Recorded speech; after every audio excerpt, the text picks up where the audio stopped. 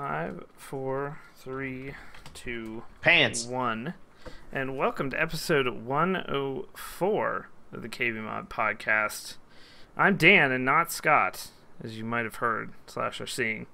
So Scott is not here tonight. He could not make it out tonight. He sent us an eloquent email message expressing his deepest regrets. But we do have the double Nick tandem of Blacklightattack and Nick Fenton. We got John, we got Brandon, fresh off QuakeCon, and we got Hex filling in for Scott tonight. Hello. However, wow, dude. We do have a message from Scott Fisher to the podcast, which I hope ends up recording, because otherwise the audio version will be hilarious. So here we go. I'm going to put that on real quick if everyone can be quiet for about a minute and a half. We'll get it rolling. All right, here we go. This is a message from Scott Fisher. Hopefully it comes through. Don't worry, my mic's muted. Hello, everyone. My name is APL, and you're listening to the KBMOD podcast. You may realize this is a recording, as Daniel has no doubt already told you that I am unable to attend in person, and I regretfully inform you that I wish I could be there. Actually, I don't regretfully inform you, because then it sounds like I don't want to be there. Oh, man, I really fucked this up, Scotty. You fucking... Anyway, just wanted to say that I love you all, and that every time I miss the podcast, a little piece of me dies inside. And I wanted to sing a little song about that pain. And it goes like this. Oh, the sun may rise in the night, and it may set in the day, but every time I miss the KBMOD podcast, my heart is gray. My heart is so black and so gray right now, 'cause I'm not talking about fun new stories and brand new Ivy Bridge CPUs right now. Dun, dun, dun. And every time I miss the podcast, I get a little piece of my ass stuck on the back of my throat. It hurts so much. It hurts. Nope. Okay, well, guys, hope this made up for not being on the podcast tonight. I know it probably didn't, but have a great cast, and I will see you next week. All right, that was a message from the one and only Scott Fisher. Half of the cast may be still listening to it, as he sent it. He sent that MP3 in the email to this. That was beautiful. Yeah, I'm especially moved. when the part where he gets the pieces of ass stuck in his throat. Those are. Yeah, I mean, I feel that's brutal pain. imagery. I feel his pain. That's where you would be wrong, person in chat saying he said Ivy Bridge instead of Haswell, because we are talking about Ivy Bridge. But, so Scott couldn't be here, but he gave us that wonderful message. Yes. Yeah, I'm just wondering where our little song is for the other, 400 podcasts he missed. Yeah, where's that? To go in the club and get fucked up and spin. We should have an album. No drop, yeah. No drop in that one. But it's true. We'll get into what we've been playing this week, and we'll go ahead and start with Hex. What have you been up to this week? Let's see. This week we played, what did we play? We played a lot of Rise of the Triad on the launch stream. The most broken launch in a while. Yeah. Pretty broken. Broken, but understandably so. I mean, I think there were a lot of people excited for that game because it's as close to old school frag 'em up as you can possibly get. Yeah. It's straight out of 1999. It's a solid game, and they're gonna patch it up. It'll be good. They already patched it once. I'm not sure what exactly it fixed, but it seems to have fixed the LAN option. Okay. And then it fixed one other minor thing, but they're currently, according to Dave Oshry, who we will have on the podcast at some point. Yeah. They are working on patch 1.1, which will fix a lot of what the community has said, hey, I can't join servers, or none of the guns work, or my head just explodes whenever I get into a game. They're fixing all that stuff. Yeah. So I played a bunch of that. I've played... let's see what else. Played a bunch of Prison Architect, which I really enjoy that game. It's on early access on Steam. They just released Alpha 12, which adds a bunch of stuff about how the contraband works for Yeah, prisoners. it adds drugs and booze, man. Yeah, man, and it totally changes how you play the game. Yep, you make toilet wine, and it's the cool thing is they added an option for how your guards can shake down everyone in the prison. So they will literally search every prisoner, all of their bunks, and then like every area they could possibly search all at once. So played a lot of that. Played some Super Street Fighter 4. Trying to get in the lab with Cammy, get some skills. Get some skills developed, and I also played. I got the Skullgirls beta, which I've been playing some of, which is excellent. Which I think with cheap ass gamers coupon code, it was $11.99 for me. Yeah. So if you're thinking about a fighting game, Skullgirls, Squiggly, I'm all about that Squiggly. Yeah, I'm on that Philia, man. Since we had all that Marvel hype from EVO a few weeks ago, Skullgirls is the closest thing on PC to Marvel. Oh, absolutely. In the way you can play the 3-person teams and you know what the cool thing with that is? Call assists and all that good stuff. But I really like how they give you an option of like 1 superpowered character or 2 mid-level characters or 3 weaker characters. Yeah. So it gives you some option of how you play the game. Yeah, it's pretty interesting. One thing you have to realize is like it's always going to be easier to play with one character in that game. Oh, absolutely. Because if you're not effectively using your assists, you're basically just nerfing yourself to play multiple characters. Oh yeah, absolutely. Right. So and you know what? It's a fun game. It's just with an arcade stick, it's a fun game. It just you get a lot of fun out of it. And that was the other thing. Today I went and I picked up my arcade cabinet. So in the next 3 to 6 months, I will have a full-fledged cabinet for all the old classic, like Street Fighter 2 or Street Fighter 3, what was it, EVO or EX or whatever it was. And I'm building it specifically so it will play Street Fighter 4 and Skullgirls. Yeah. So, the arcade cabinet search, you finally did find something. I found it took me a while. I mean, I've been looking for this. Literally, this is like a 10-year thing for me. Like, when I was 15, I wanted to build a cabinet, but obviously couldn't at that point.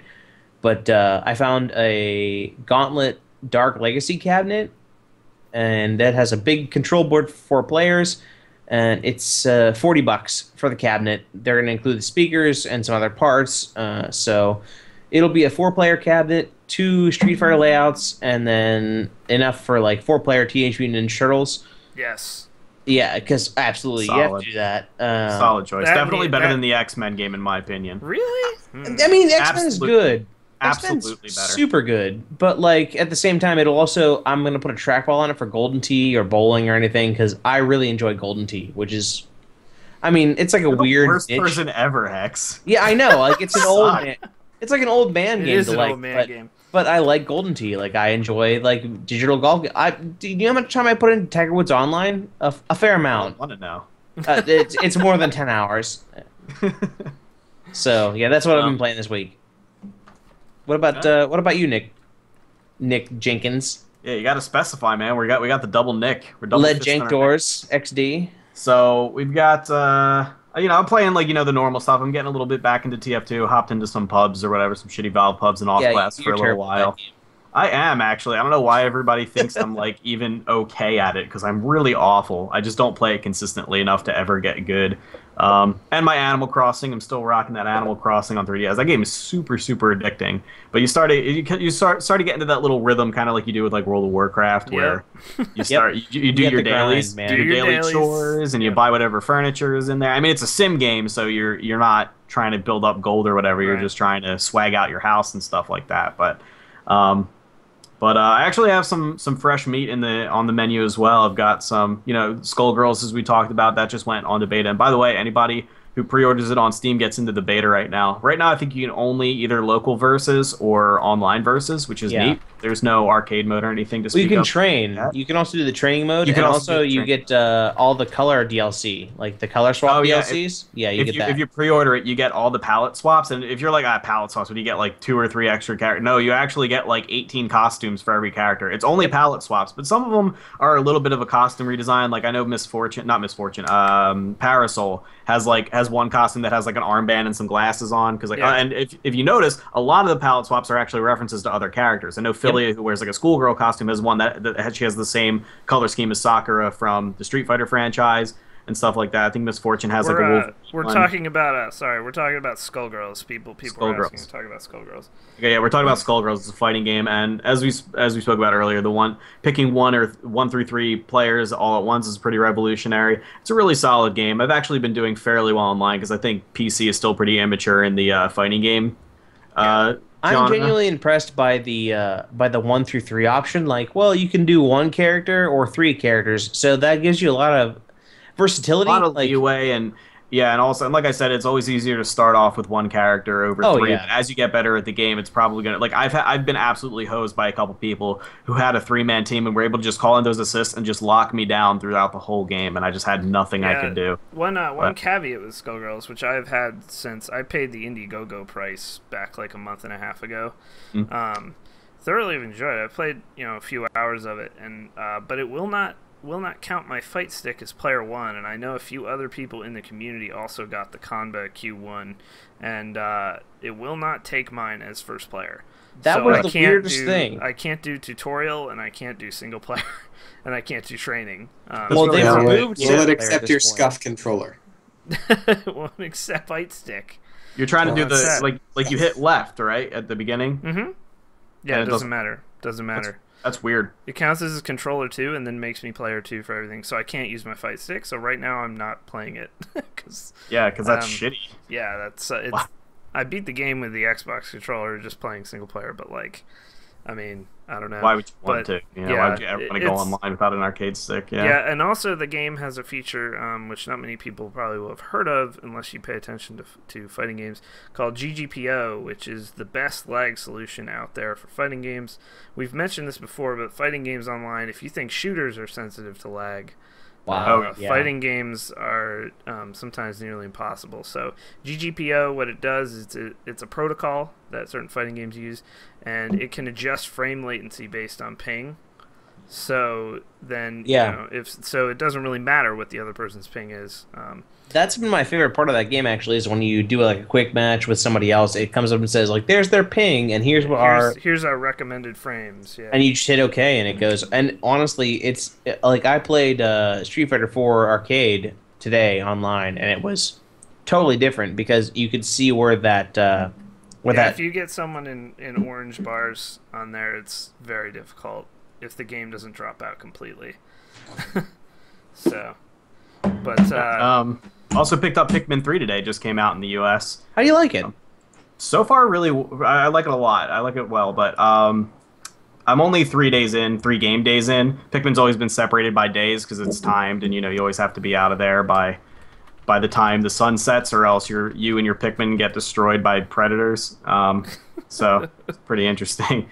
It's a really fun game. If you ever played Pikmin 1 or 2, then you know exactly what to expect from it. But it's almost like an RTS. It started out on the GameCube. It's almost like an RTS, but rather than have the God view and select your units with a mouse or whatever, instead you kind of play one avatar who is able to control all the other units and manually, like literally throw your units at enemies and stuff like that. And you also use them not only for combat but also to solve puzzles and build bridges and stuff. And each one always has like an object that you're supposed to collect using your Pikmin. You're not strong enough to pick up these objects yourself, so the Pikmin will do it for you. And each Pikmin has different abilities and can survive different sorts of attacks.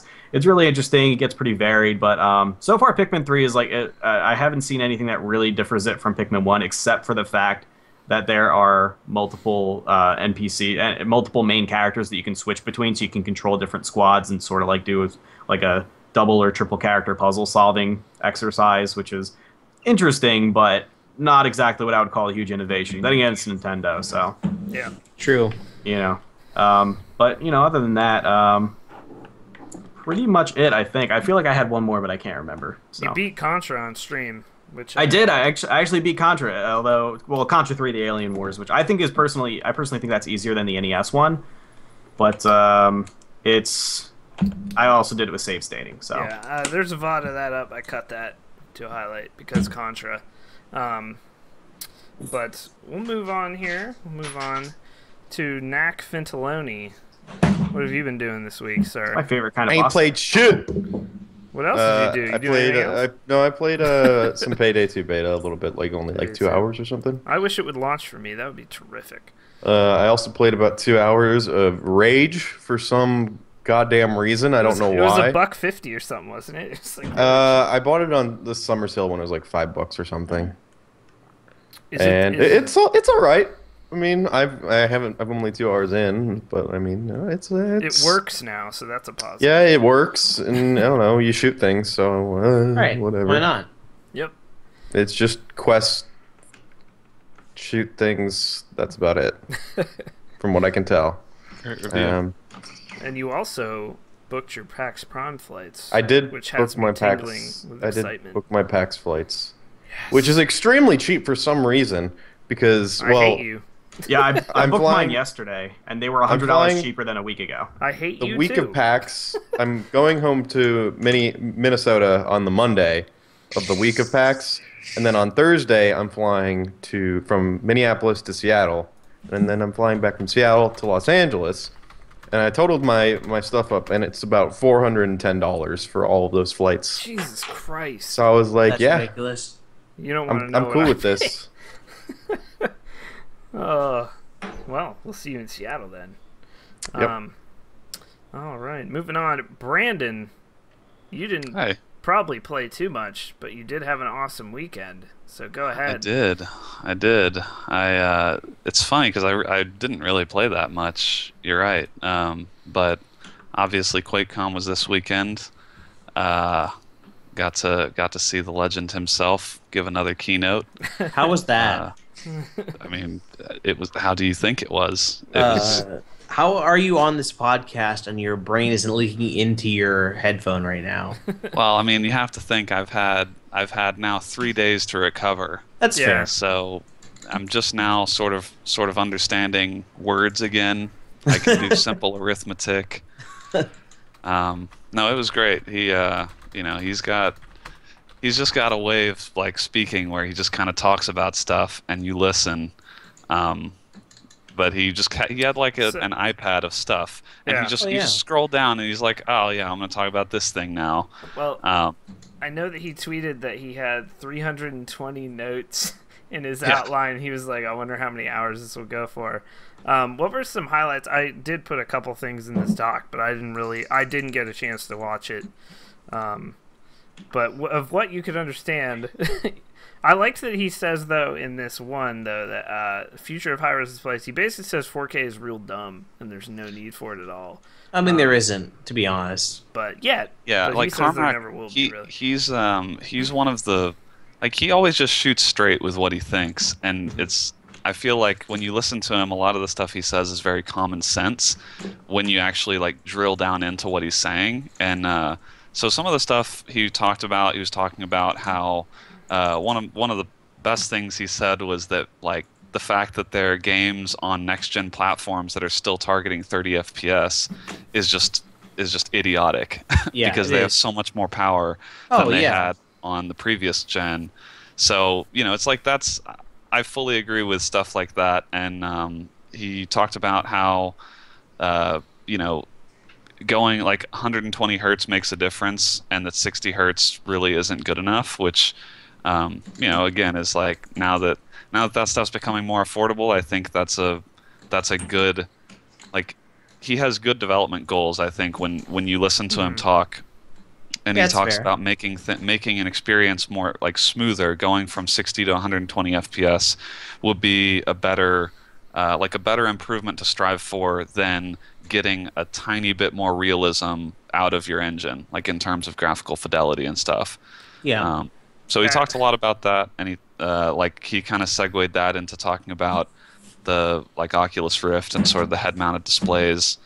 Obviously, he's still big part of that. He's still really into that, and so I think he's, I don't know, just listening to him. If you're interested in listening to smart person talk, go watch some of the keynote. You don't even have to watch all of it, but just listening to him, it's like there are a few people where you listen and you're just like, this guy, he's just on another level. He's just he's just a visionary, and some of the stuff he says, you're just like, yeah, whatever you say, like you're the guy that should be dictating all this stuff. I mean, you tell people what to do. I get the same thing when I read Lil B tweets. Yeah, absolutely. I mean, definitely.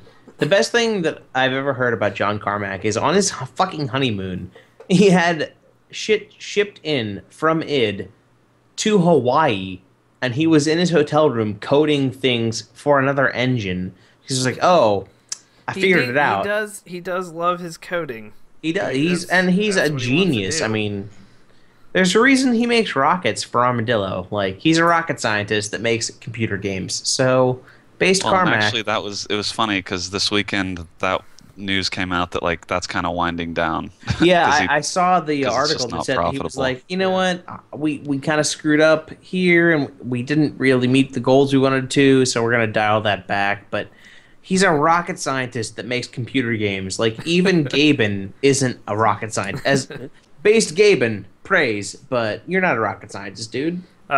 One of the favorite things in that high-res display feature in this article I found was him talking about how I think it was 97, maybe it was 99, I think it was 97 though, he got two 1280 by 1024, which were monitors that we just threw out at work.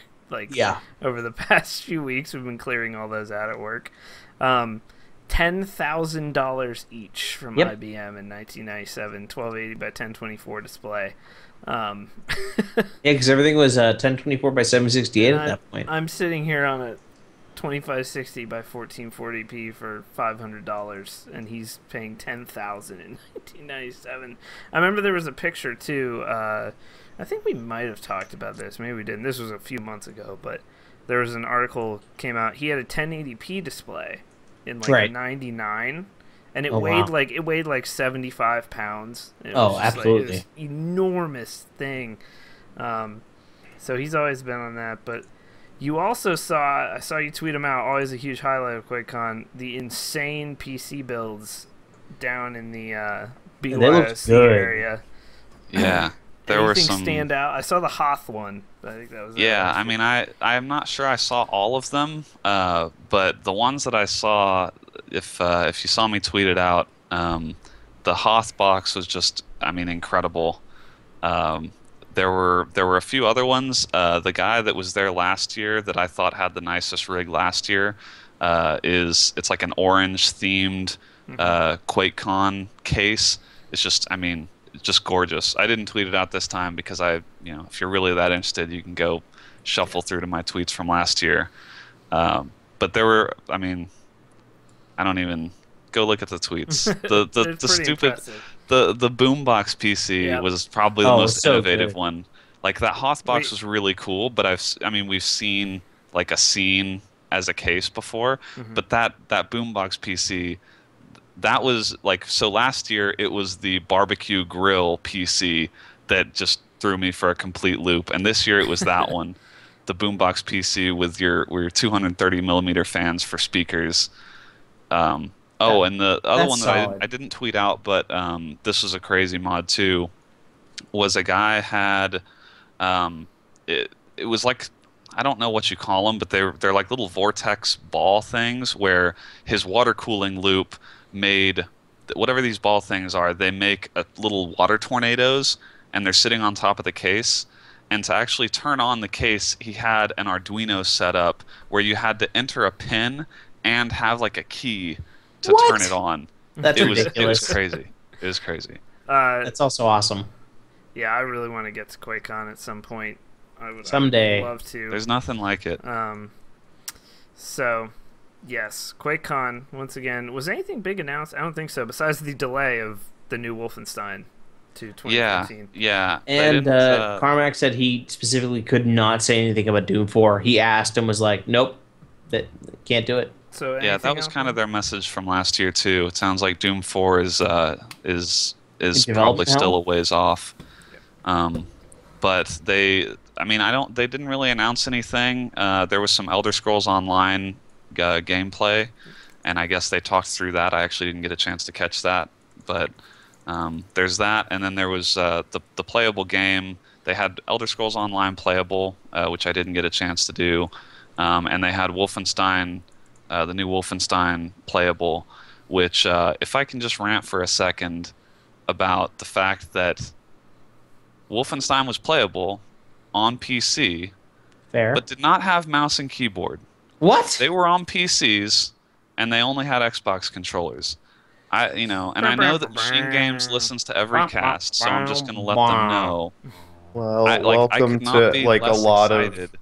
That's kind of a thing that happens. No, it's one thing if you're gonna bring Xboxes and you're gonna have it on your Xbox, but if you're gonna have it on a PC and you're gonna bring it to QuakeCon, the one place where the one place where you're reaching out to the hardcore PC gaming audience. Oh yeah, absolutely. And you're gonna only give me an Xbox controller. It was terrible. It's like showing up to a Star Trek convention dressed as a Wookiee. Star Trek? I love Star Trek, dude. Star Trek. I don't know. Anyway, so it was a southern accent. Play Wolfenstein. By accident. I did play a little bit of Wolfenstein, but I cannot give any opinions on it because I literally was like trying to figure out Xbox controller buttons for what things did, and that's really all I could think about when I was playing the first level or whatever. Right. So that's fair. And it's delayed until 2014 anyway, so who cares? So wow, so dude. That it from the QuakeCon? Yeah. Live reports. As far as like what I actually played, I just really played some League and played some Quake. I actually hadn't played Quake in a while, but I had brought my laptop, so I wasn't playing anything too crazy. But we got in some games of Quake with some people on Mumble and had a good time. How was the? I heard the Quake finals were a trouncing, but was the rest of the tournament pretty good?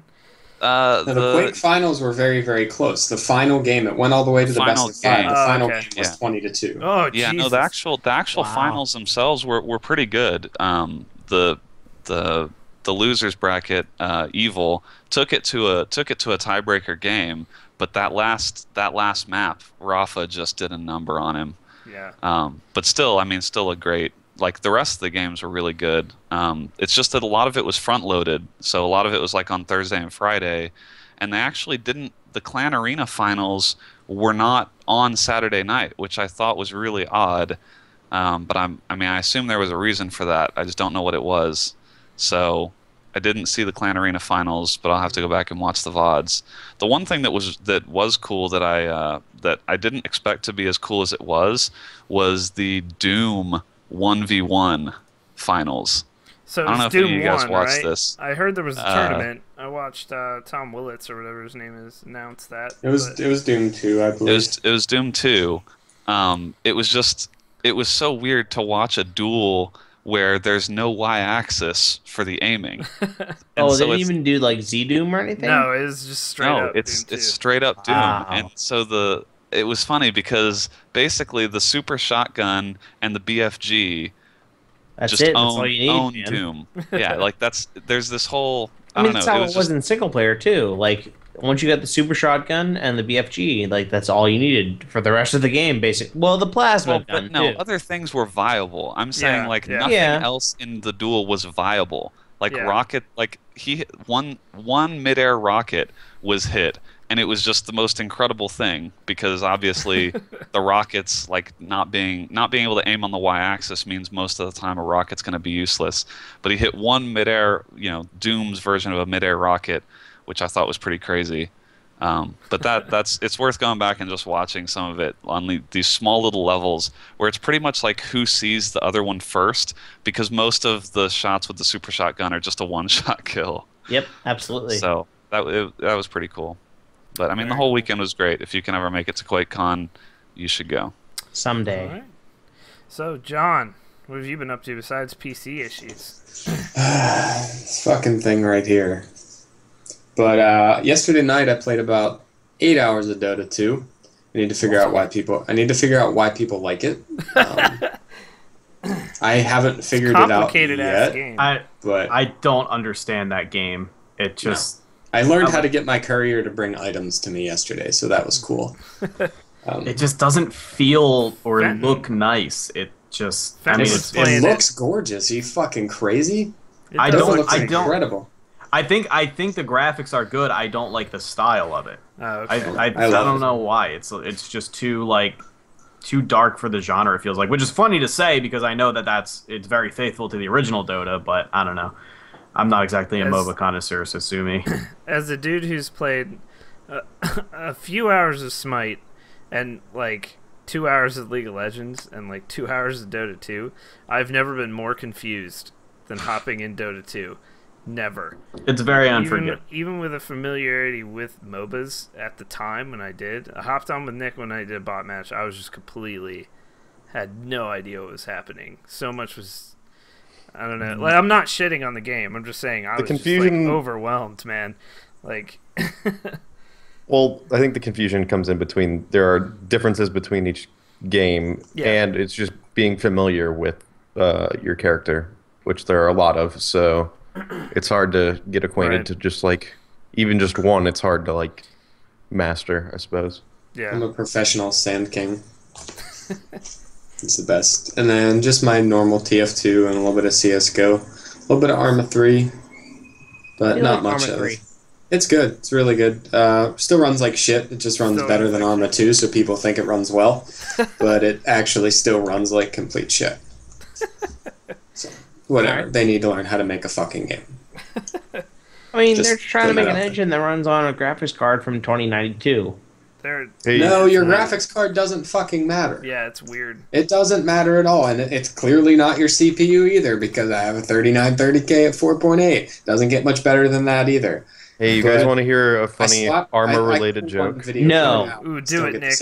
Give me your armor jokes. Here's my armor-related joke. You want to hear something funny? Yes. No. Daisy development. Good one. You're so... Because it's garbage. Go away. All right. I saw it running at E3, 15 frames a second. Really? Ooh. Ouch. Yeah. That's rough. That's happening. That hurts. All right. So that was it for John this week. What did I do this week? I played a lot of games this week, actually. A ton. I have a large list. A buttload? I started off the week with some Call of Juarez Gunslinger. Play this game. That's I watched you play it, and I was like, I should play that. Get to the end. It's like 3.5, 4 hours. Probably like 3.5. I was streaming, so things always take a little longer. But yeah, it's like 3.5 hours. It's totally worth like $10. I don't know if I would buy it at the $14.99 regular price. But I don't know. You said it has multiplayer, right? It has multiplayer. It has like duels you can do, which were the worst part of the game, actually, if I'm honest. When I watched you play it, I was like, I feel like this game would be amazing in multiplayer. Yeah, it's got like arcade mode as well, where you can go like for challenge points and stuff. It's if you like replayability or 100% in games, again, I say this about a lot of games, but it's a really good game for $15 in that case. I would imagine that game on hard would be very hard, because I died a lot on normal. But I went in there blind on that game. I saw AJ's review, but that's about it. It is a terrible port.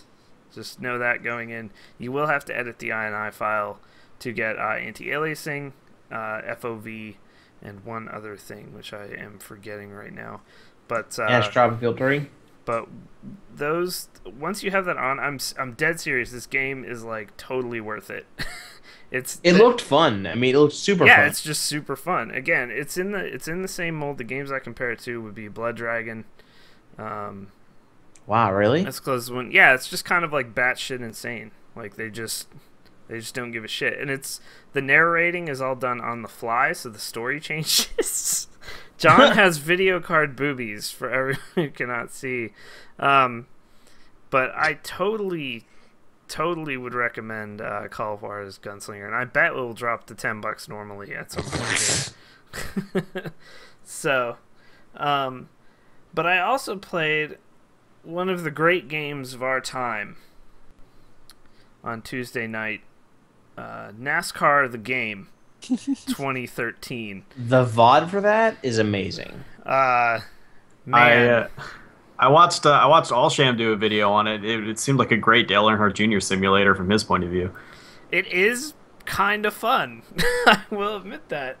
I meant the fact that he kept crashing into walls. The racing is not as That wouldn't easy be junior as then. would... That'd be. Was that senior? Yeah, senior We made died. this joke last week. Hey, do you guys know what Dale Earnhardt and Pink Floyd have in common? Their last big hit was the Wall. Why are we... What? Why are we yelling? Anyway, Senpai Tai, he was helping me out big time during that. He's my crew chief, Senpai Tai.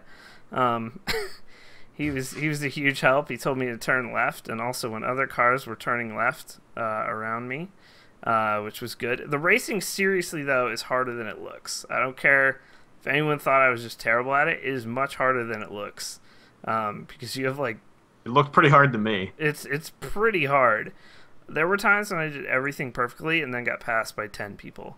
So it was like, but it seems like the rare simulation game where the actual act that you're simulating is easier than the game. Yeah, like I think driving a NASCAR would be easier than playing NASCAR the game 2013. There were times when I started on pole and then immediately dropped 20 spots like off the line. Like did nothing wrong. I would just like, if you can't upgrade, your car doesn't keep up, and it gets really difficult. But you clearly did something wrong if you're not in the lead. Here's the deal with this game. Bottom line, NASCAR 2013. If you like NASCAR, buy this game. It's pretty good if you like NASCAR. If you don't like NASCAR or don't give a shit about NASCAR, don't buy this game. How into hillbillies are you? People that like NASCAR. It's like $35 or something too. It's not cheap. It was gifted to us by Two Hit 'Em Quit 'Em. So shout outs to him for an insanely fun stream. But man, it was. You can't adjust your options till you're in the first race. That's you can't ridiculous. adjust like resolution or anything. It just like locks you in. So Trevor Please of Team Grandma did not do so well. He was 42nd in points, which is dead last after 6 races. So I did not do so well. Trevor Please. But yeah. So that was NASCAR 2013. What else did I do? I had my first Friday stream this week. How was that? For you guys. It was good. I streamed for about 5.5 hours this Friday. Started playing Return to Castle Wolfenstein because it was $2.50. I saw that. I'm glad you tweeted that out because I didn't realize that was on sale. So I went ahead and just bought the Wolf Pack right then and there. Yep. And that game is way harder than I remember. And we actually had to cheat to get past the level this morning because I just couldn't. I was never given a sniper scope in a part where I was supposed to get a sniper scope. So I literally couldn't complete the level. So we just had to skip past to the next part. But that game is super hard and super fun, though. It's super well done. Like, I forgot how well done it is. I also tried to get multiplayer working. Oh, boy. That was rough times. My. I got in a server at one point and then played like half a match on Beach, which is one of the great all-time maps. And then the map changed to restart, and I tried to get back in the server, and it said I was banned. But I wasn't actually banned, because it said that... That's just what you get. It's Punk Buster, it uses a super old version of Punk Buster. Punk Buster's awful. I had to find the forums for the server, and they have, like, a forum post on the order in which you install shit.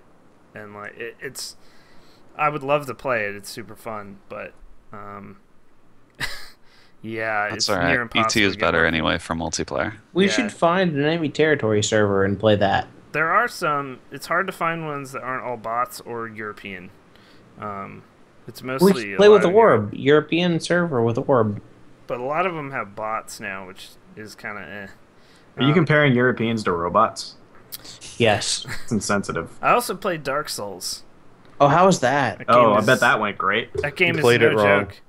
Hey, where's DS Fix? Do you have that? So I couldn't launch the game with OBS and DS Fix, so I took DS Fix off, reinstalled the game, and then got yelled at by everyone in the Dark Souls. Yeah, but to be fair, you had one of the most epic Isaac runs ever. I did in the meantime, but yeah, it was just like, damn, why aren't you using DS Fix? Game ruined, no DS Fix. Why aren't you using DS Fix? So I knew that was going to happen, though. I knew that was going to happen. That Isaac run, dude, you had a crazy... suspenseful Isaac run, like not just like, oh yeah, good run. No, it was like, oh, you're down to 1 heart and you have to beat a boss or you're done. Yep, it's pretty insane. But I would like to use DS Fix. It does make it way better. It gives it actual graphical options and things. But if I can't play it, I can't play it. So yep. I need to get back into that game, but there are simply too many games to play than one that takes like 3 hours to make the slightest step in progress. See, Madfire27, the game is not practically broken. The playing experience was exactly the same with or without DS Fix. It just looked worse. Right. Yeah. Like, graphically, it looked worse. The game was fine. Like, I mean, that game is so hard, man. It is really, ridiculous. I fought the first boss, and on my... Well, people are telling me it's not really a boss. See, this is the problem with streaming Dark Souls. But anyway... But I got him down to like 5% health, and I couldn't seal the deal. But I had no idea what I was doing. Was it the guy that you fight on the bridge? I don't know where you're getting FPS, dude, in the chat, but mine was at a constant 30. But anyway, yeah, it's The like Minotaur guy on the bridge? Is that no, not even that. The tutorial boss guy. Oh, I only played for like 30 minutes. Well. No, I got past him and out the room and like. Okay, I was about to say you ran away from him. No, right? no. Yeah, I ran away from him, but then you have to fight him again. Yeah, you do. Yeah. For those of you who haven't played the game, in the tutorial you fight a boss who just shows up out of nowhere, like breaks down the wall of this room and comes after you. And unless you like look around the room when there's a giant monster trying to kill you, by the way, so you're probably not looking at anything but the monster. You're actually supposed to run away from him. And otherwise, he will just absolutely destroy you. And all you have is like a little broken hilt of a sword to try to kill him. And apparently, you get like a huge reward if you're somehow able to kill him with that little. I've heard that multiple thing. people, like people who follow KBMOD and my buddy from work, did kill him with the hilt because they didn't know you were supposed to run away. Yeah, you're supposed to run and actually get equipped and then come back to him. There's no instructions. It's just like yeah, the game just leaves you to figure out everything on your own. You have barely any direction. Which is great. That game makes you feel so alone and helpless, which is exactly what its goal is. Yeah. But it's really, really hard to make any progress in it. Yeah. So that's the main thing that I may go back to it at some point. I may not stream it and just play it on my own for a while, just to familiarize. The controls are kind of weird, at least to me. I did not feel comfortable with the controls. They are. They're kind of clunky. In the 2 hours that I played, because I played it before on another night. So I played Dark Souls. Also got a Nexus 7, and it's fucking sweet. I'm enjoying the shit out of it. I've read a book. I've read a book already on this thing. You would, read? Nerd. I haven't read a book. It's so long. It's sad. Did you read an ebook? I did. I want to get comics on it. That's what I really want to do. Because I totally thought you meant you read a book about how great it is. No, I read a book actually about the end of Natural Darkness. It's very depressing. Anyway. Played Rise of the Triad as well, right? I did play Rise of the Triad, and what a good time! As long as you can find a server. When you can find a server, it was amazing. Yeah, the multiplayer is good. It's fun, and it is extremely fast. If you're good at Quake, you're going to be good at this, and you're going to have fun with it. Yeah, I have a shirt that actually proves I'm better than John at it. So. I feel like Fat Attack, who is hardcore good at Quake. He's not very good at Quake. I don't know. He's pretty good at Quake Live, but was not great at Rise of the Triad. But Saint, who is good at TF2 and Quake and, well, pretty My much Lord. everything. Saint is incredible at that game. Yeah, see, Fat Attack knows. He's pretty bad at Quake. He likes to come to my streams and just poop on me as medic. Yeah, he's ridiculous. He's good. But the game was pretty broken on the first night, but the single player is really fun. I did play about an hour of the single player. It actually does feel weird moving that fast in a modern game. Yeah. It just feels weird, especially in the single player. But it's pretty good. I would wait till it's patched if you're interested in it. I would wait till they come out with the editor as well. The Quake levels, I know, were already done by the community. It's going to have Steam Workshop and all that good stuff. So, hopefully they get that rolling soon. Yeah, I'm hoping to pick it up. I'm hoping they fix it and make it worth picking up. Yeah, I think they will. They have a lot of passion behind that game. Yeah. So I mean, I hope they will. But it's a small team, and they're very, very passionate. Yeah, I was not expecting it to be as broken as it was, though. Like, it was kind of... yeah, so that's what we've been up to. I've also been watching Ches play CSGO with Eric Brenner, like, every day. They're trying so hard. They're on that ESEA grind. But that is it for what we've been playing this week, guys. So QuakeCon, all kinds of good stuff. We're going to take a 2-minute commercial break, and then we're going to be right back with some news. So sit tight. Damn, I forgot to point out that when I started playing Pikmin 3, I literally had to dust off my Wii U gamepad. It was literally covered in dust. And how many of these do you have? 680s. Oh, I swear there's a second one here. I was wondering if... I have 0.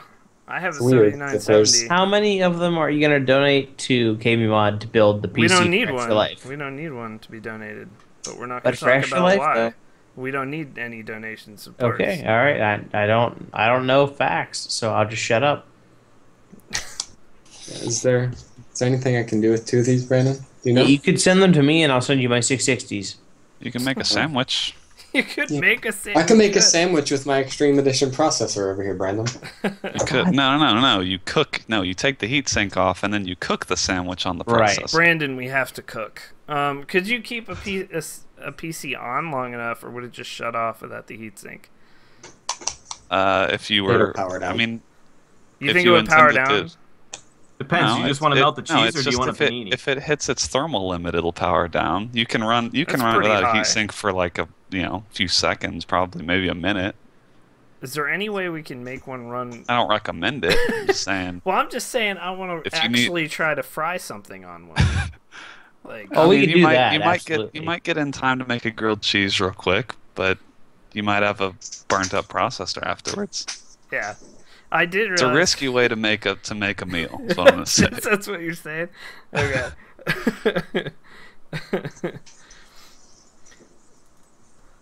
Did I hit the commercial button? I'll be. I'm waking you up in the morning to take me to fries, Brandon. Yeah, I did. Okay. Okay. Oh, you guys have fries. That's right, motherfucker. I'm seriously. I'm just going to buy like an entire new computer and then just test parts until it works. I don't care. All right. Just don't even care. Yeah, Brandon. Some of those can go, obviously, but I just Yeah. I don't even know about the LOL thing. Like, I just kind of big news. that. But you We can hit on that guys who real quick. play can talk about it. Sure.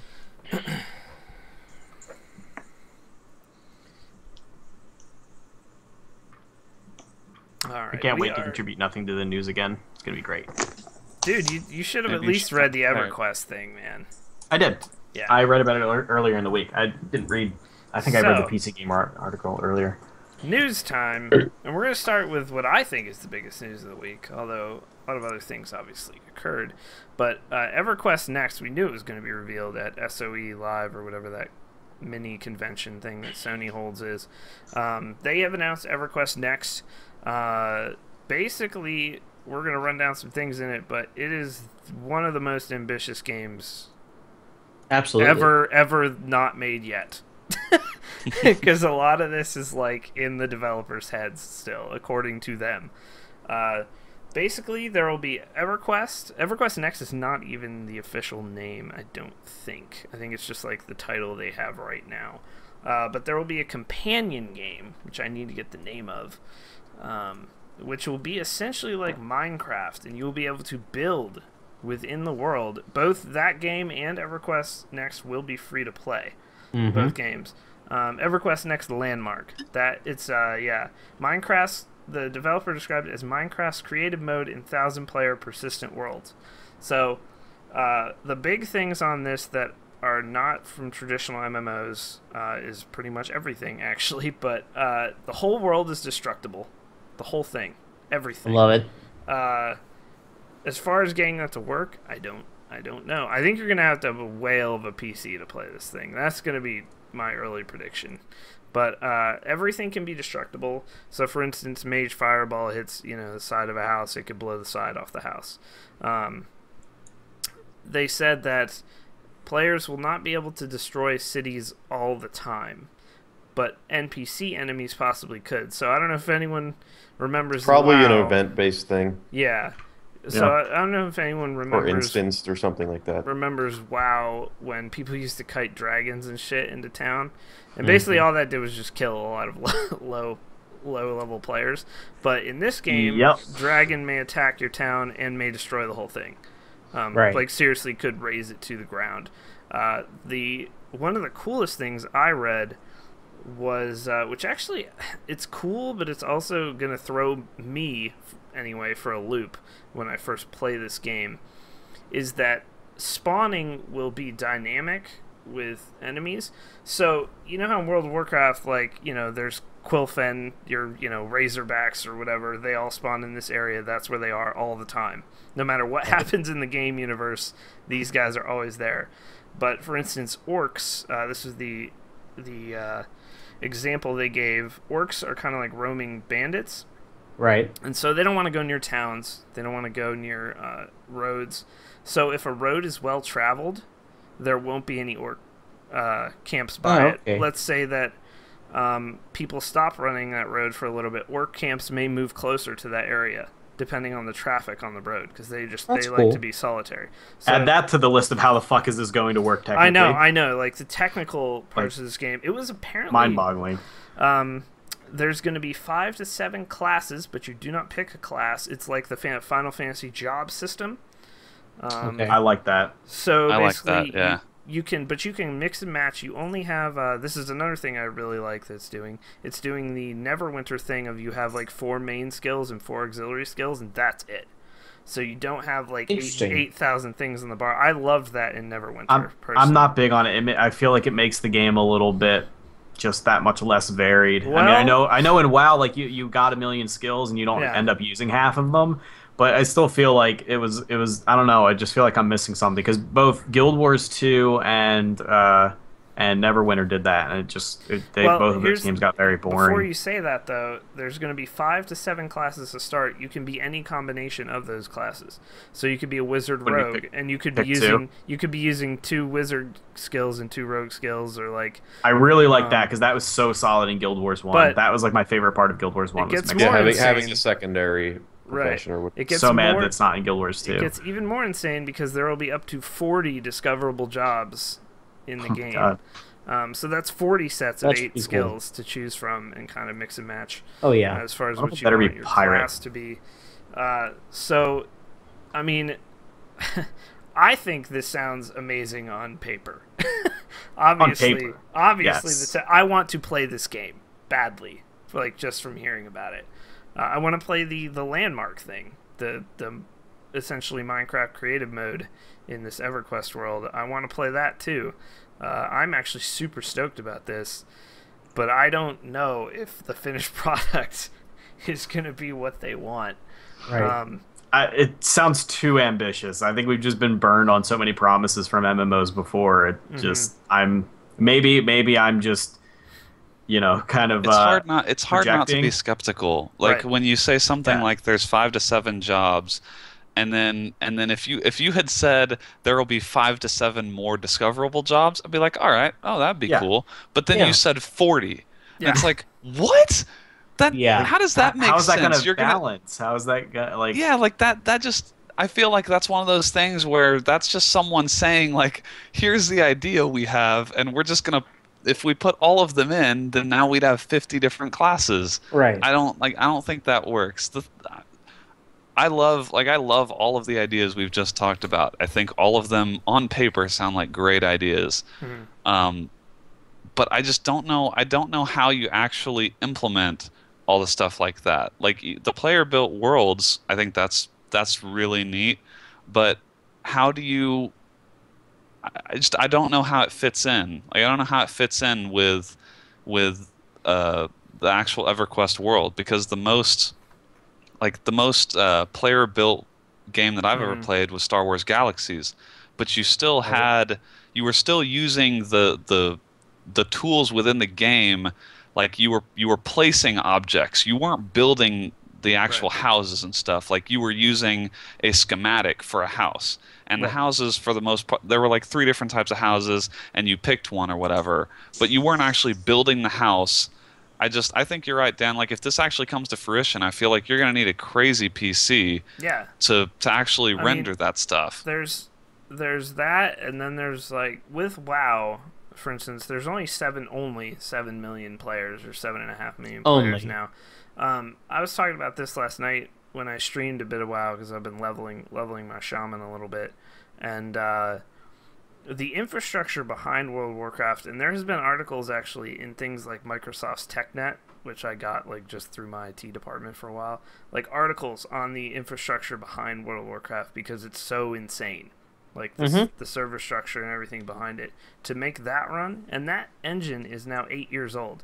Like the power to run that world is still incredibly insane and intricate, demanding behind it, and this takes it to a whole new level. Think about the amount of, this might not sound like a relevant example, the amount of RAM a Minecraft world begins to take up when you start discovering more and more areas, and how big a world in that game can get, let alone on this scale with these graphics.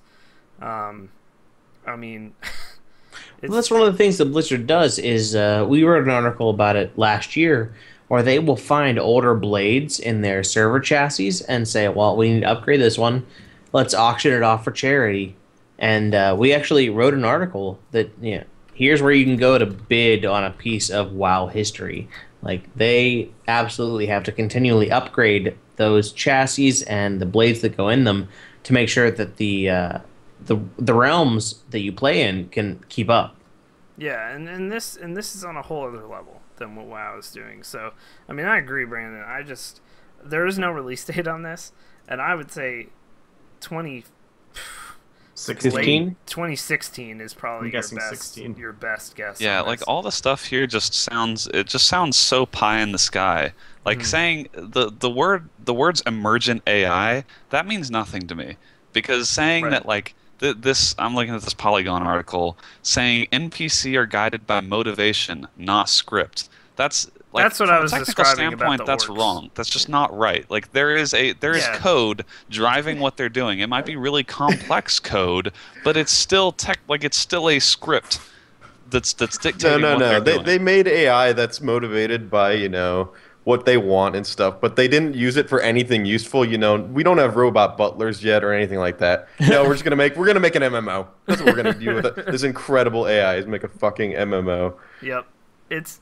I mean, the ambition on this, we'll have to see what happens. And can I also just say that I straight up don't believe that they're going to have everything be destructible in the game. I do not believe that that's going to be like very be limited things in very specific scenarios that it's going to be a feature you're going to forget about an hour after playing. I believe that they will. I believe that the game will be made in a way where technically everything could be blown up if people are building it with blocks, and which you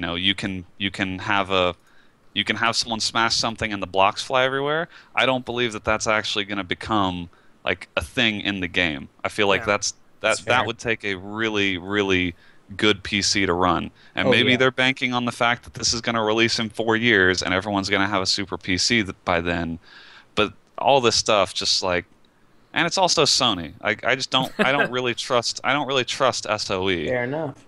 I don't believe it. I don't think they have the amount of money it would take to build the infrastructure to make this work. I don't think, because think about, not only do you have to have a really good PC to have everything be destructible, but think about what that would do to the servers that it's hosted on. It might work for a Battlefield server where it's a pretty limited amount of people, still a large amount of people. But even then, like at max, 48 people? Yeah, I think, what is it, 48? I honestly don't know. 64? Okay, yeah, 64. But how is it when you're literally massively multiplayer where you can have thousands of people connected to the same server at the same time? How is that going to work at all? I don't know. It doesn't seem possible. Yeah, I would love to be proven wrong. I would love it. Everything is going kind of into the cloud and whatever you want to say that means. But so I'm guessing they're betting on a lot of compute not happening on your PC. Right. But we'll see. We'll see. It's a few years in the future. But on to a little bit of hardware news.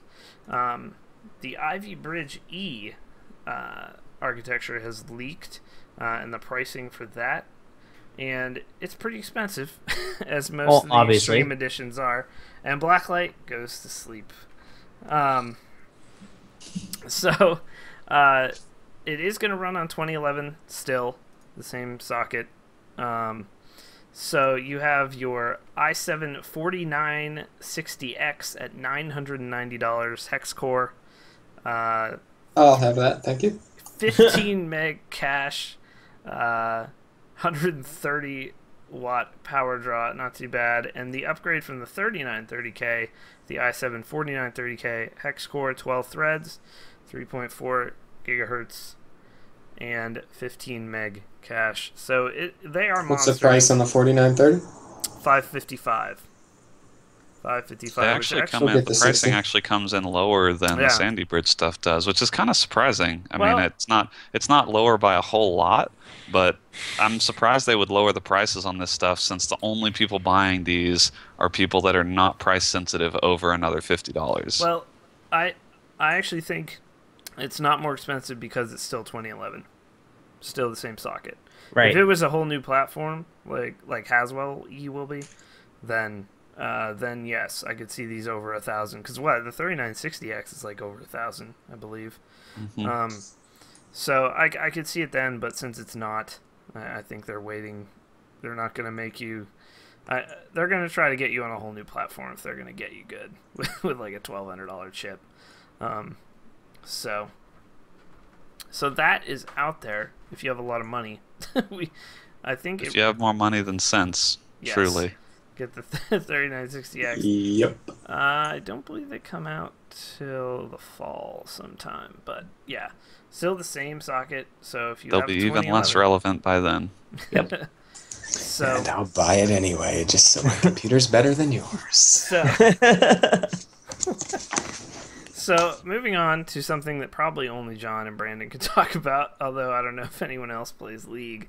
But there was a pretty huge League of Legends patch, which people actually tweeted at me, even knowing my stance on MOBAs. I was tweeted this. So I guess it was a pretty major update.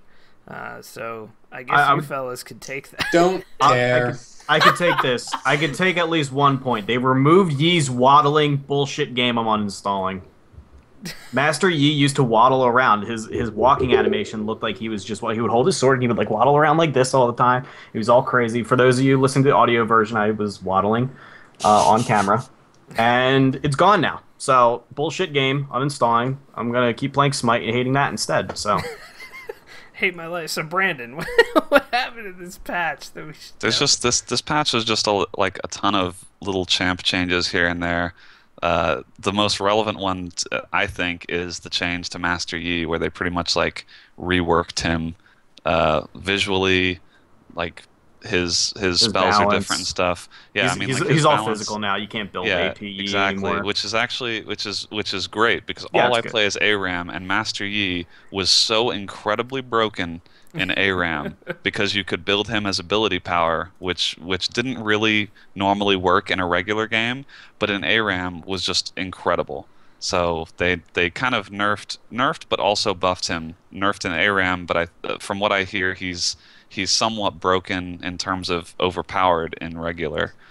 Lots of other little changes that I actually haven't even seen all of them. They changed a lot of the icons for items and stuff.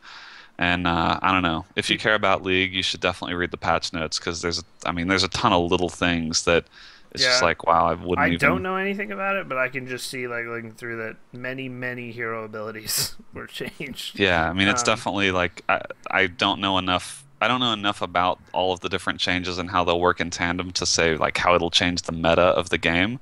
But it's one of the bigger changes that they've released in the past, at least in the past several months. So you'll probably see if you watch much League, you'll probably see some changes in strategies and that sort of thing. My favorite part is the little bullet point at the very end. It's really tiny, but it just says "Watch the International 3." Oh, gets that Dota 2 swag in there.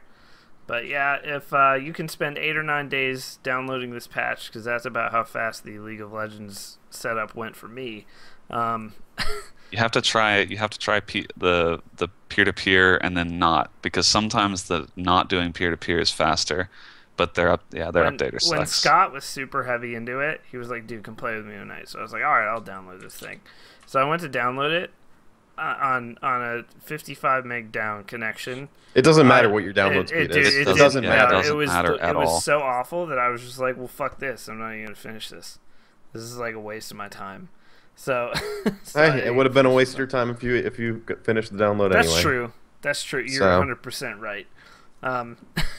One other thing with this patch that I just think is interesting from I don't know, I just find it interesting, is that they have now like a slight penalty for players that frequently fail ready checks. So if you queue for a game, but then once the game's ready, you decline it, like not that you miss it, but you actually decline it, they'll start timing you out and stuff. So basically, I mean, already league queues are pretty easy to get into. Like, you're normally not in queue for more than a minute or two, but I just think it's interesting to see that like Riot is super focused on even having someone decline a game once or twice and making you wait 2 minutes instead of 1 minute is like a priority to them. They want to get you in another game as quickly as possible, which makes sense. But like, I think that kind of stuff you don't always see game developers focusing on little things like that. But I think high risk. You all right? God. You all right? Sorry, are you good? Something in your throat? Okay. The only issue with the queuing system in Smite that needs to be fixed is that it's nice having that timed system where you know how long it's going to be. It's when the timing queue fails and it doesn't put you in a game. That's when it's frustrating. Because if you may have to like queue up for if you only want to play a single game type, you might end up having to wait like 3.5 minutes for that to pop, which is a pretty long time to wait to play your game. Mm-hmm. And then it fails, and it gets reset to the maximum amount of time, which is I think 3.5 minutes or 4 minutes, depending on it depends on whatever queue it is, depending on the game type. So that's horrible. Well, League benefits from having an order of magnitude more players to pick from. Oh yeah, definitely. League definitely has way more players, but I'm sure Smite would kill to have this kind of problem. True. I have no idea how many people play Smite because I don't think that statistic has ever been thrown out there by Hi-Rez or anything. Like, they don't show how many people are online or anything like that. So I have no like estimate as to how many. You won't know until it gets on Steam. Once they put it on Steam, there will be some level of tracking. Yeah. I asked Bart about that. And he was like, "Yeah, I don't know. It'll ever be on Steam." Yeah, that's kind of a trade secret in the free-to-play world, so I don't really blame them. Yeah. Yeah, I mean, that's fair. So, moving on to a couple Blizzard pieces of news. Titan, they've announced. We did go over a news story about a month ago, I think, where Titan was they completely reassigned the teams on Titan. For those who don't know, Titan is the next-gen MMO from Blizzard that has been rumored for several years now. They completely reassigned the teams and are going in a new direction with the game. And they just announced that it will not be a subscription-based game. Right. So I'm thinking they either knew that Sony was going to announce EverQuest. I have to think that has to have something to do with it. If that's going to be free, you better be free as well. They've already been tipping their toes into those waters with World of Warcraft already, so they've got their aesthetic stuff in there. Mm-hmm. You know, it's seriously at this point like stuff like that. So WoW, just make WoW free to play. No, it's not going to happen. It already is free to play. It's free to play to like level 20. Please don't make your MMORPGs free to play. I hate 12-year-olds. I hate children, and I hate free games. I actually that is hate one of the trade-offs. That is one of the trade-offs. Here's what I read into this. I think that based on what we heard before and what we're seeing now, I think like for all intents and purposes, Titan is canceled because I agree. At this point they're saying like what our original idea for Titan is not going to happen anymore. And I'm sure at Blizzard, there's always ideas floating around about what's going to be our next the next big game that we're going to work on, and since they've moved those people to teams for Blizzard All-Stars and World of Warcraft, it's like Titan is just canceled. There is no more Titan. Right. It's now going to be some other game that we'll see in a few years. but Titan doesn't exist anymore. Yeah. So we'll see. We'll see what comes out of that. They also, this is another tiny piece of news, but I'm very interested in it. There's a Diablo 3 announcement coming at Gamescom, which I think is next week or in the next couple weeks. I think it is next week, but I'm not totally sure when Gamescom starts. It's definitely in the next couple weeks, definitely August. I'm hoping they announce an expansion because I will definitely play it. New character. And then have that expansion playable at BlizzCon. Like, that's what I think is going to happen. I can't see them announcing anything else related to Diablo 3. We already know it's on consoles and whatnot. I bet they just announced something related to PvP. I bet it's not even an expansion. Really? You think it's PvP? Because I don't think PvP is coming until an expansion comes. So, haven't they said before that PvP is going to be, like, is not going to be an expansion? Because that was a I know that was a promise when the game was first released. They said PvP would be ready in 3 months as well. So it's been 15. It's okay though. Yeah. Yeah, but it's different. It's different to say that it's different to tell someone a timeline versus telling someone this will be in the game at some point, and then they buy the game because of that. Yeah. I feel like if PvP is going to get announced, it's going to come out with the launch of the console versions. That's my guess. I have nothing to base that in, but I feel like that would be a good time to do it. I honestly think it's an expansion. Maybe that's people still play Diablo 3. I will play it when the expansion comes out. No, for sure. That's cute. I love that game. They don't, which is why there's going to be an announcement about it, because that's when people start playing it again. That's how that works. So, all right, and moving on to our last piece of news. If you're going to PAX Prime, the Indie Spotlight games were announced last week. You have 10 games Shovel in the Knight Indie Spotlight. Shovel Knight is How many of them are retro Don't pixel interrupt side Dan when he's scrollers? talking about Shovel Knight, Nick. There's no Shovel Knight in the list. Damn it! Okay, now you can talk. But are they indie side scroller, pixel throwback, retro, RPG influenced? I don't Absolutely, yeah. I have no idea. Yes. I bet they are. A lot of them. I only know it. To say that it's like a horrible thing. Like it should never exist. Everything's a horrible thing to Nick Fenton. I mean, why would you want some type of game to saturate the market? Why would you want that? All right, so run through the games. It's pretty good. Avalanche 2, Super Avalanche. Never heard of that one. That's in there. Badland, which was an iOS game. I'm not sure what that one is either. Scapegoat 2. That's a great name for a game. Yeah. I completely misunderstood. I didn't realize these were all games that were already out. Shovel Knight's not out. Some of them are not actually out. Oh, really? Apparently. I don't think I think either is allowed. Everything that I recognize is out. Gunpoint, which is out. Lovers in a Dangerous Space-Time, which is for PC and Mac. All of these have been for PC so far, except for Badland, which is iOS. Owlboy, Ridiculous Fishing, which is coming to PC, although it lists as an iOS game. What about Owlboy? Rogue Legacy is going to be in this. This What is a like game. 10 games. 10 games. They Sokobond, which is a chemistry game. Actually, bonding of molecules. That's where that comes from. And nerd shit, whatever. That's for PC, and then Towerfall will be there, playable on PC.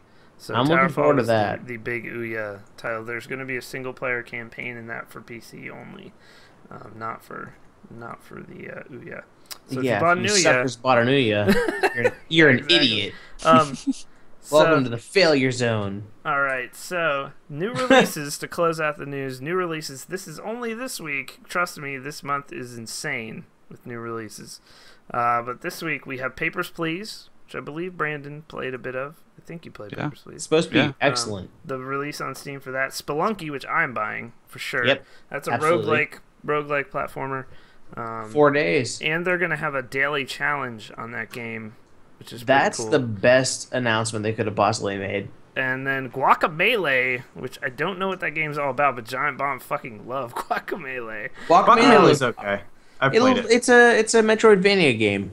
Okay. Yeah, it's kind of Metroidvania. It's got a little bit more brawly elements. You play a luchador in a slightly racist Mexico. Sold. And I do like the luchador part. You know, it's a comedy game. It's pretty funny. It's got a lot of good references to other video games. You pay attention to the background. It's okay. You said racist. I'm in. So I said slightly racist. All right, I'm still in. So those games coming out for PC this week. Trust me, it seriously is.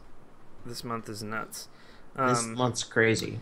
All right, we're going to take another 2-minute commercial break, and then we'll be back with the Twitter questions. Fucking guy's car alarm had been going off for like 10 minutes straight, and I had to have my mic muted, and not talk the entire time. I bet it was Dictions. He's in the complex over from me. Couldn't hear it. I am interested in Guacamelee. Spelunky I'm getting for sure. Papers, Please, I think they're all cheap. These are all cheap games, too. So. I was going to say, Papers, Please, I downloaded for free, so... Papers, Please. Guacamelee's, I think, $15. I would say it's worth that price. What's the other one? I have a pretty high threshold for $15 games at this point.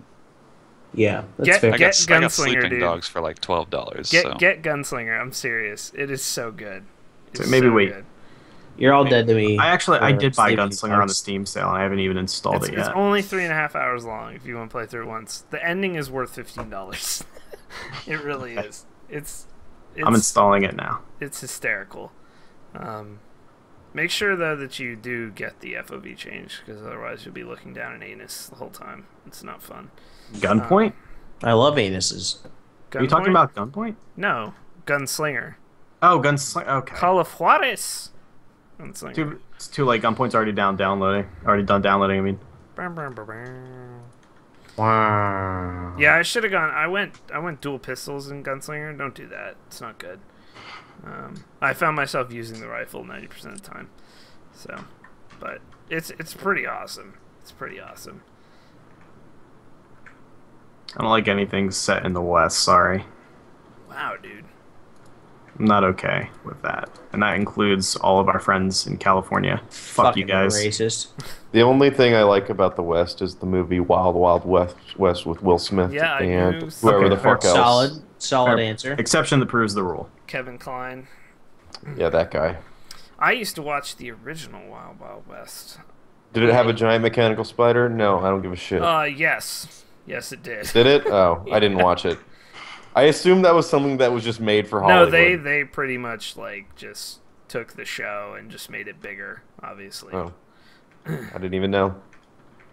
So. Well, let me rephrase that. I watched reruns of it because that show was on the 70s. I was not alive, so. But it was crazy. It doesn't have Will Smith. It's probably not worth watching. It's probably garbage. You're right. Yeah, everyone go watch After Earth or whatever. I wonder if the Welcome to Earth. Oh my god! Don't watch After Earth. And my power supply Ever. is bad. Do not watch After Earth. You could be like me. You could have been in my scenario where it's like, oh man, look at all these bad reviews for After Earth. This is gonna be so funny. We're gonna make fun of this movie. No, it's not even so bad that you can make fun of it. It's just painful. You just sit there and it's just not entertaining. Yep. I know the feeling. How much? I beat Crisis Core. There's literally a line in that movie that you can make fun of. Maybe. Twitter questions. First one from Fat Attack 82, who is not good at Quake. What's your favorite app on your phone? He's all right. What's your favorite app on your phone? Plume. Most used by favorite Twitter. Yeah, most favorite though. I'm trying to think. Well, there's favorite in that the fact that you use it the most, and there's favorite in the fact that you get the most enjoyment. Oh, all right. Well, if it's used the most, Plume. If it's most 3. enjoyment, then Snapchat, because I get Snapchat is pretty fun. At least once or twice a day, I get a shot of Ross Geddes taking a shit. That's true. That happens multiple times a day. Like right now, here is fucking Please Fat don't show it Attack. to Skype. No, Fat Attack and his face. That's what I get from Fat Attack. That's him. I use Carbon the most, but I think my favorite app is Candy Crush Saga. If you aren't playing Candy Crush, you're a loser and you're not a true gamer. So. Here's my favorite app because I'm an exclusive Galaxy user. Oh, yes. It's in a loading screen right now. Oh, Jay-Z. The exclusive Magna Carta app for this really average album. It's not even average. It's below pretty average. Bad. Yeah. How do you like Jay-Z having access to all your phone's information? I love it. Great. As a matter of I fact. hope Jay-Z calls me. I hope he calls All me. right, Brandon, don't hate because you're not in the Galaxy Club, okay? Because you're on an iPhone on that Me and basic Nick shit. Fenton in Wow, dude. I'm in direct On that contact Jay-Z tip. with Jay right now. Listen, He's hitting me up. He's texting me like, Jigga, what? I'm like, what up? I'd be like, you listen to Magna Carta? I'd be like, nah, I'm listening to you. You like that LeBron commercial? You're just playing some basketball and Jay-Z calls you? Yeah, that happens to me. Tons a of lot. shots fired at Candy Crush Saga here. You're all shitty, and you're dumb, and your opinions are garbage, and Candy Crush Saga is the best mobile chat game. So Sounds during like during you're the terrible at life, Dan. during the Quake finals, Tim Willits was giving away car raffle tickets because Ventrilo raffles off a car every year, and he was doing just random things for the audience. And so one of them was, like, who is the oldest? Like, whoever's the oldest gets a car raffle ticket. One of them was who has the highest score in Candy Crush Saga, and I believe it was something like 380 or something was the highest person, and he had to show proof on his phone. I'm at 38, and I feel like I'm gonna die every time I do My that. mom is on 42. Get destroyed. Dude, I didn't pay to unlock the next world. I had to wait 3 challenges, which took 3 days. Because you can only do 1 challenge every 24 hours. Because that game is the shit, and you're all bad. Yeah, you're terrible. Candy I don't Crush really Saga. use apps on my phone much. I just I like this app. Oh, Nick Fenton is Mostly, flashing I'm the here camera. for hatred. It makes me feel like I'm like strobe light I app. stare into it. I'm like, oh, the paparazzi, please stop. Oh god, they're everywhere. I thought you used that as like a makeshift rape whistle. Send help. God, Nick Fenton, Send you're help. killing me, dude. Nick Fenton. Why? All right. Battlefield 3 app. That's what you're gonna do. That's what you're gonna do, dude. I don't know. I guess I have the most fun. I definitely use Twitter the most. Probably too much, some would say. But I have the most fun trying to get Pandora to work. It's a refreshing new challenge every time because it just doesn't fucking work on my phone half the time. Just get SoundCloud. Fuck. Make me. It's better. Not my dad. SoundCloud is better. Okay. I don't know. I'll check it out. I love it. Nikon Punch firing shots at me from the chat about shit he doesn't even know about. Come on, dude. Come on, dude. Anti-Chamber's going to be a sweet game. Alright? Candy Crush Saga just happens to be on another level. That's all there is to it. So. Oh, another good app? Uber, the driving service. That's a great app. If you need to get a lift somewhere, it's actually practical. I wish we had it. It'll be at your house in like 4 minutes. It's great. My favorite app. That's my advertisement for Uber. Like I use Tweetbot a lot for Twitter and stuff, but my favorite app actually is probably the Twitch app. It recently got an update and it's awesome now. So it allows me to lay in bed while I'm in a hotel room in Dallas and watch Quake finals from bed instead of go down and just watch them in person. Thanks for that unbiased review. No, the new Android app. That is an unbiased review. It's really good. That new Android app, minus no chat, biased. it's pretty alright, actually. I wish you could chat. That's the only complaint I've left about that app. It's much better than when it didn't work at all. That was when it was not very good. Well, when it didn't work at all, it was pretty terrible. If you're calling me a sellout, you apparently didn't use the app before and don't realize that it actually is hugely improved, and that is awesome. There's no point even saying sellout because like you're already wearing the Twitch shirt, so it's like why even? I could have just said Tweetbot or something. I tried to give an informed answer, and now I'm getting shots fired. I really love the Ustream app. It's really good. Anyway. Great, Moving dude. on, at Damsuda asks, what are you looking forward to the most for the last 4 months of 2013, gaming or otherwise? I would have to say gaming-wise, I'm really, really looking forward to Watch Dogs, obviously. Fixing my fucking computer. Fixing John having a working PC. That'd be good. He's on his laptop tonight. Shovel Knight. Being disappointed by Destiny, Arkham Origins, He's already bracing for it. And the Desolation of Smog. Dude, did anyone hear about the Arkham Origins multiplayer? No. It looks weird. Sounds weird. It could be. It's probably one of those things that's going to be active for like the first 2 weeks of the game, and then no one's going to play it anymore. So. Yeah. I'm looking forward to building my arcade cabinet and the building my arcade cabinet. That's it. I'm also looking forward to the 8000 series so that the 7970 will drop in price. I might end up getting married in the next 4 months. She actually wants to do that now. Oh, dude, fuck. oh man, get in that. Fucking Run. Get Run in that institution. You're doomed. Can I zip up your dress at the wedding? Yeah. Are you gonna have a veil? No, I'm gonna go to a goddamn courthouse in a t-shirt and shorts and sign a piece of paper, and that'll be that. Pro Dude, tip. my brother-in-law did that. Can I wear a veil? Yes. Not necessarily in a t-shirt and shorts, but my brother-in-law did the courthouse thing. If I could go back and do my wedding over again, courthouse. Yeah, bros. Abso-fucking-lutely. Everybody out there. I'm gonna let your wife know. Brandon, She's gonna be real happy about Brandon, that. I've literally told her outright, like, listen, if we could go back in time and redo our wedding, courthouse, 25 minutes, you're there with the 9 people you actually give a fuck about, and then you're out, and you eat food, and then you're done. Pro tip for life, everybody, and pro tip for Brandon, who's probably already halfway through wedding planning: don't fucking have a wedding.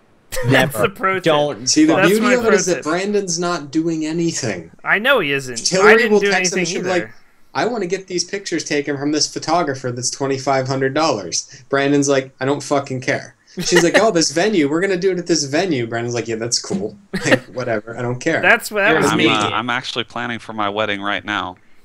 This is me doing as much planning as I've done in the past 6 months. No, the only planning Brandon is doing is planning on entering her after the wedding ceremony is over. That is all. That's all Brandon's planning on doing. Go to a San Francisco courthouse, say, yeah, I'll take this lady, and be done. Because the 45-minute wedding and then 19 hours of dealing with people you don't actually give a fuck about, terrible. Do you have a honeymoon planned out? Did I even invite and you if to my so, wedding? where are you going? You did, and I already have your gift picked out. Oh, that was a mistake. No, seriously. When you get the gift that I'm going to send you, the gift I'm going to send you is amazing. And Your Dan gift knows is what me it wearing is. a fucking suit in Texas. Or a Yeah, tuxedo, even. That's going to be rough. That's my gift to you. Rough Your tips, gift to me can be not showing up. Dan knows what your gift is. So- I've told Dan and Bob what your gift is for me, and it's pretty excellent. So, all right, I look forward to that. Next up, from Audio Slave 1423, and I don't hold on. Actually, I was going to say okay. one of the things I'm most looking forward to is season 4 of Boardwalk Empire. Oh no, you just reminded me of another thing. And Breaking Bad. Season 3 of Sherlock. Oh, yes. yes. I didn't even know that was coming out. Absolutely looking forward to Rumor that. has by the end of the year, so... I also wanted to contribute to the wedding thing. I don't have to worry about marrying because apparently the fucking government wants to tell me what to do, and I can't marry an anime body pillow. So I didn't realize that we lived in communist Russia. Are we going full circle with the Peter Molyneux body pillow? Yes. Blacklightattack's Wafu will not be held down by your conventions, America. God damn it, waifu! Sakura and I share Nick, a like, very powerful bond. Imagine you like squeezing the corner of a pillow and putting a ring around it, like the fabric, and just be like, his wife. Do you have one of those mouse pads? may. Do you have a mouse pad that has boobs? Do you have Yeah, that? like the boobs in the anime face, like right above it. I may Where the mouse actually goes. marry Senpai Tai. He's a really nice dude. Senpai Tai from NASCAR 2013. He's probably the best. Hillary also wants to stream our wedding. So I think we might do that. Totally, absolutely do it. Dude, I I cannot will- get to Texas. I can't get there, but I will run. watch I it. will run this That's stream. a little weird, unless there's like a private streaming service that might get. No, make we're it fucking gonna- public, dude. No, KBMOD No, we'll channel. just run commercials, make some Twitch money. Yeah, come on, dude. You have to be a subscriber to watch the wedding. I told Juicera I'm gonna live stream his wedding too. I'll come up there with a laptop, dude. Yeah, Subscriber, Twitch subscriber benefit right there. You get to watch Brandon's There you go. wedding. I'm Yeah, editing there you into go. the You ticket get to product watch right me now. get super sloppy drunk and take a picture of my balls or something at this wedding. It'll be amazing.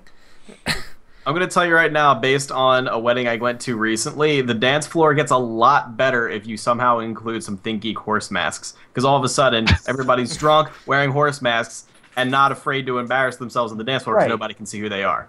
Not only that, the wedding that I was most recently to, find a bartender that will get drunk before he starts bartending, because then your guests are screwed. They're just like, oh, here, bartender, pour all the liquor into one glass. And you wanted a color of Coke? Just a little splash of that A on little there. splash on top of that, Jack. Yeah. All right, moving on from weddings.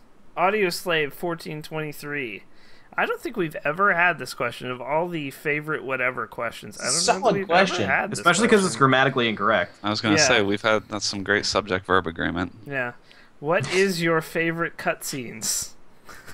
All of the cutscenes, all of the cutscenes from the original Metal Gear Solid, those are my favorite. The Illidan cutscene at the beginning of Yes. Burning Crusade. Yes. Yeah. Nice. That is the Yeah, Burning greatest- Crusade opening cutscene. Good answer. I'll go watch Our that answer, after but this. anything from Warcraft 3. Warcraft 3 Warcraft 3 had some very Also solid. Yeah. I actually never. Generally, any of the stuff that's in a Blizzard game is Yeah. very high quality. I never played through Warcraft 3, but I watched a YouTube video that was just all the cutscenes put together, and I was just Yeah. like, "Holy shit!" Like, it is Also, really epic. game that gets made fun of multiple times on this podcast, but Halo Wars had some pretty good cutscenes. Take your word for it. Sure. Don't know if this counts because it wasn't actually present in the game, but Valve did a series of trailers called Meet the Team for Team Fortress 2. Oh, If so somebody has Those are not good. seen them, every single one of them is fantastic. Was actually created in-source filmmaker before it was available to the public, so it's made all with in-game resources. And probably the best one out of those, in my opinion, the one that like jazzes me the most, probably the Demo Man. Meet the Demo Man. See, I That's like my the favorite. soldier a lot. I like the soldiers. The soldier has a lot of good comedic effect. The Demo Yeah. Man's like rant at the end of his, Yeah. so tall you fine dandies, etc. So good, so good. It gets me jazzed every time. At the time, I think the best one at the time that didn't really stand the test of time was Final Fantasy VII, which is one of the first games, if not the first, to use CGI cutscenes. For a Am I right? long time, the ending of that game was the greatest thing I'd ever seen in my Oh, yeah, entire like- life.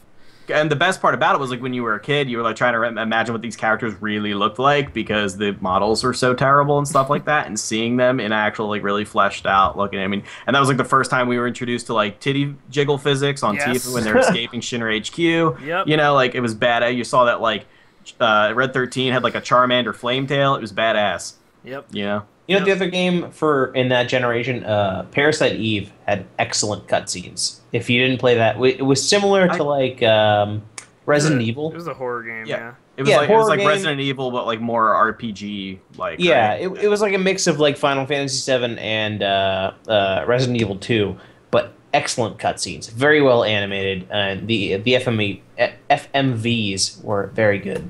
Yeah, Yeah. I actually downloaded that game recently. I Play will it. probably be watching the Illidan cutscene after this podcast. Because Oh, yeah. I like it that much. So good. Yeah, my answer is easily the World of Warcraft cutscenes, and actually, I think my Fair. favorite one might be the Cataclysm one with Deathwing. Ooh, that one's really good. It Except is- it's really good for you because you didn't play Cataclysm and found out. Oh, what a disappointment! That build I up. played Cataclysm. Did you beat Deathwing? No, I didn't Yeah, beat Deathwing. if you didn't, but- if Yeah, I you didn't think fight so. Deathwing, It was so bad. That was the worst That fucking fight- fight ever. because that beginning cutscene, you're right, is amazing, and it's Deathwing. It's like this giant, huge character, and it's supposed to be so epic. And what do they do in the end? They turn Deathwing into like a six-headed monster, like straight out like Encourage brand is essentially what he is at the end. It's Thanks for the fucking- spoilers. Well, you're never gonna play it, so it doesn't matter. But like, it was just so disappointing that you don't fight a giant dragon, like a giant dragon. Well, it was actually But- fresh in my mind because there was this video games live thing that was streamed on Twitch recently, but we went to see it when it was in San Francisco recently. Oh, the orchestra, right? Yeah, and they did this. They did the Cataclysm cutscene, except that the music was actually being played by the orchestra, and I was just like, it brought back all those memories of these awesome cutscenes. So yeah, Yeah. after the cast, I'm gonna basically watch all of the World of Warcraft cutscenes. Jeannie actually took me to the Zelda Symphony when it was in Pittsburgh. So they played on a projector like Ocarina of Time, Link to the Past, Link's Awakening, the original Zelda, and they did all the scores orchestrally, and it was amazing. I mean, So if you Sounds can see something like that's up my that, alley. yeah, it would be good. If you could see something like Video Games Live or the Zelda Symphony, definitely go see it. I believe Nick was being sarcastic because Zelda was mentioned. So yeah, next, you would love it, Nick. next It's question great. from Mooseman1119. Would you rather have a nipple-sized dick or dick-sized nipples? The second I'm gonna Dick-sized go with the nipples? second one. Yeah. Yeah, I'm absolutely, I'm that's going. the second one. Nope, I'm going with the first one. You want to know why? You know how sensitive your nipples are? Imagine them being the size of dicks. They wouldn't be sensitive for very long. They Yeah, would they get would. rubbed raw like in the first 3 days, and you wouldn't be able to feel nothing now- on them then now shits. you have And raw you could just nipples. skip down the street twirling your nipples like fucking tassels. Oh my god. What? Oh. Think about What it, man. just happened? Okay, And you next don't- question. and- Next and- question. Next question. And you are still physically capable of having sex, which you wouldn't be able to with a Next nipple size. question. Why are you And saying we're next done. question? Why are you saying Because that? that's Because Hex hates fun. That's I true. hate dick nibbles.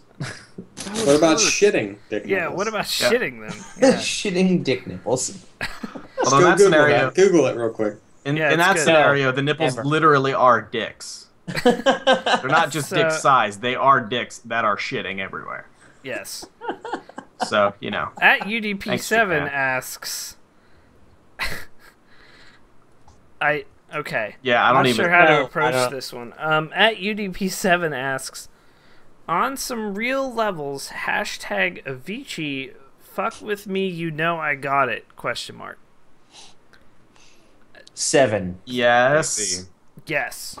My Yes. answer is yes. Absolutely. Yes. Definitely yes. Yes. Rick Ross? Yes. Also, whoever just credited us with shitting dick nipples, that is John from like 05. Oh Shitting dick God! nipples Who has the always fuck, been a Brandon? thing. What the fuck, That's Brandon? an internet thing now. Shitting That's dick what it. nipples That's a what it thing. is. That's what it's always been. That's the picture that references. Yeah, Yep. that's what shitting dick For nipples those of has you, always been. for those of you I who have are never seen googling that it, till right extremely now, not safe for Brandon, I work. hate you. Yep. I hate you so much, Brandon. Yep.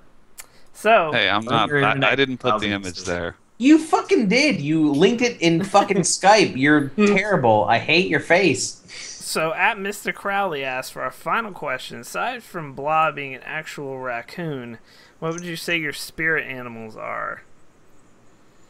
Well, I don't get to answer this. My one. spirit animal is a baconator. Is Solid answer. at one point it was an animal, now it's just a baconator. But Amanda Spirit Bynes. animals. Amanda Bynes is Nick Fenton's spirit Because we animal. both share a love of Drake. That's a good one. I was gonna say Phil Fish. I'm a blue-footed booby. Nice, Yeah. nice, solid I'm bird. gonna say my. What about what about a is- dick dick? Yeah, Yeah, yeah. it could be a dick dick. I'm gonna say mine is a dead mouse. Dead Mouse, Dead Mouse 5 or Dead mouse 5. Yeah, dead mouse Okay. 5. That's my R.I.P. spirit animal. A baconator was several animals. My bad. Once upon a time. What about you, Brandon? Brandon's spirit animal is something that cannot be spoken because it just masturbates feverishly in that mirror. I don't think so. I No. don't think that's the No, answer. mine's Will Um, Smith. Willard Christopher Smith Jr. Junior. Junior. Junior. I got an answer. email from him, so What? Wait, what? I did. I emailed Brandon from. Oh God. What was it? Getting jiggy Will Smith at gmail.com or I think something. it was Oh my Willie God. Styles all in it at Gmail. Big Willie Styles all in it at gmail.com. Yeah, I own that email. Wow, a corn dog is a good one for him. Captain Price, solid as well. You want to be... Wow, Mimi wants to be Blacklight's penis in his younger experimental days. I don't even know What that days means. is he in now? Yeah, I don't He was understand. in later days. He was like My "What? older experimental days. Opossums, that's not gonna work. Lap rats, no. But raccoons, now we're in. That picture of Will Smith in the document, by the way, that is a dapper Willard Christopher Smith. Jr. The one of him Let in me the tell chair. you. Yeah.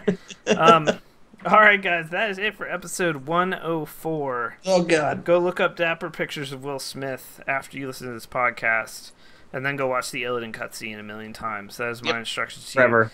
Follow us. And meet the demo man. Do not Google shitting dick nipples. Yeah, look don't at do that. That's- Don't. Fuck Brandon for linking that in the Skype Pretty chat. so, What More the people hell? are going to Hey, you're Google mad. shitting dick nipples Yeah. than the other things you told them to Google. So Facebook.com. This is 2 years of the podcast. It's This episode is- 104. That's this 2 is full years of 2 podcast. Good full Lord. years of podcasts. 4 more years.